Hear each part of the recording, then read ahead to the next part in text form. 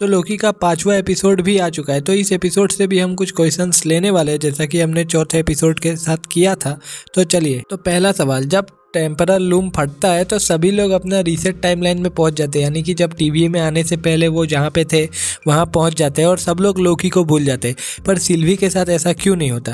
क्योंकि उसका तो एक टाइमलाइन है, लोकी का तो समझ में आता है कि वो किसी भी टाइमलाइन में एग्जिस्ट ही नहीं करता है।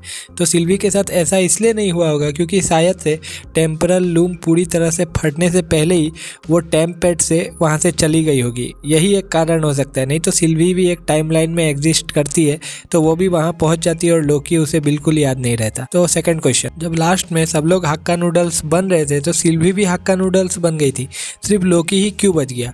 तो इसका जवाब ये है कि क्योंकि लोकी किसी भी टाइमलाइन में एग्जिस्ट ही नहीं करता, इसलिए लोकी ही है जो हक्का नूडल्स नहीं बन सकता है। तो इसका यही जवाब है। उसके बाद जब हम लोग लास्ट में देखते हैं कि लोकी अपने आप को पूरा तरह से कंट्रोल कर लेता है, यानी टाइम स्लीपिंग को, तो वो जब टाइम स्लिप करता है तो वो उसी समय पे पहुंच जाता है जब सिल्वी और ये लोग हक्का नूडल्स बन रहे होते हैं। तो हम लोग सिर्फ एक ही लोकी को देखते, लेकिन हमने देखा था कि जब उसने पहले टाइम स्लिप किया था तो वहाँ पे दो लोकी थे। तो ऐसा क्यों हुआ?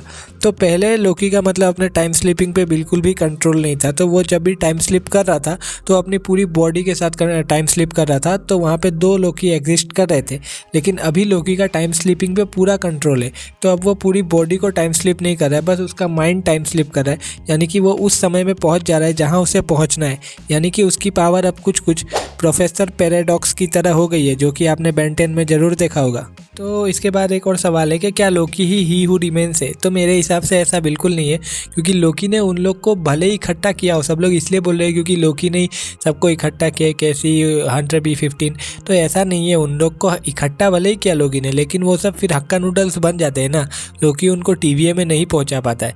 तो यानी कि वो ऐसा नहीं है कि लोकी ही हू रिमेन्स होगा। हाँ, हो सकता है कि लास्ट एपिसोड में लोकी को उसकी जगह ज़रूर लेनी पड़ जाए। उसके बाद एक और ये सवाल है कि लोकी जब टाइम स्लिपिंग पे पूरा कंट्रोल पा ही गया है तो वो उस टाइम पे क्यों गया जब टेम्परल लूम फटने से रोकना था? वो सीधा उस टाइम पे क्यों नहीं गया जब सिल्वी ही हू रिमेन्स को मार रही थी?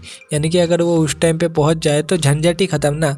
इसका दो कारण हो सकते हैं। एक तो लोकी इसलिए नहीं गया क्योंकि वो नहीं चाहता था कि ही हू रिमेन्स का मतलब TVA पे कंट्रोल रहे, वो ही हू रिमेन्स को नहीं चाहता था, वो विक्टर टाइमली को शायद से कमांड सौंप देता है, ऐसा हो सकता है। और दूसरा ये कारण है कि शायद से लोकी ऐसा कर ही नहीं सकता, क्योंकि उसका जो ये टाइम स्लिपिंग का जो प्रॉब्लम है वो तभी शुरू हुआ जब सिल्वी ने ही हू रिमेन्स को मार दिया। तो हो सकता है कि ये एक एब्सोल्यूट पॉइंट की तरह काम कर रहा हो, जैसा कि हम लोग ने व्हाट इफ में देखा था डॉक्टर स्ट्रेंज के साथ। तो हो सकता है कि ऐसा हो, लेकिन ये नहीं भी हो सकता है क्योंकि लोकी तब मतलब टाइम स्लिपिंग करता है जब टेम्परल लूम फटने वाला था। तो हम लोग ने देखा है कि लोकी का टाइम स्लिपिंग बंद हो गया था, लेकिन दूसरी बार जब टाइम स्लिपिंग फिर से शुरू हुआ वो तो तभी शुरू हुआ जब टेम्परल लूम फट जाता है। तो लोकी उससे पहले गया, यानी टेम्परल लूम फटने से पहले।